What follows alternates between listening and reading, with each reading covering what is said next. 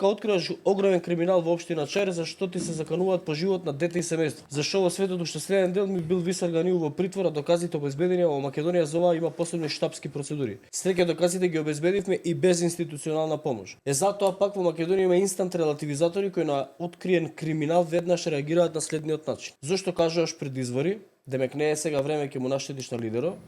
Зошто не почека до постизбори, таман да може пак да прави криминали од позиција на моќ? Кај беше до сега, бидејќи не му се гледаат 900 проекти кои ги имаме реализирани активности на над 5000 страни, немаате гласан за градоначалник иако рече не се кандидираш, посебна форма на релативизатор, што се фокусирала на Чаир, релативизатор на квадрат, не му се слуша ни од лична изјава на Висар Ганиев дека Чаир е рекордер во Македонија со 13.000 легализации, од кои минимум 150 со фалсификувани документи. Зошто не одиш во другите 9 општини? Релативизатор на Куб слуша дека во други општини нема легализација со фалсификат, ама не му се слуша. Имаш нешто против Влен? Не, имам против криминалци, а Висар беше дуи што пребега во Влен. Сега слушам барал членска од ВМРО ќе стане комита само за да се спаси од криминалот. Дефиниција за релативизатор во Македонија. Не мисли со своја глава, мисли тоа што ќе му кажат дека мисли. Не збори само тоа што ќе му го кажат од штаб. Достоинството си го погазува за привилегија во партија. 5 пати на ден пишува браво премијере или браво председателе. 5 пати на ден пишува фалимендери тизе за се што не направи за нас и сакам гратис дивоградба стан во поштенско сандаче. Овој статус на Данела Арсовска,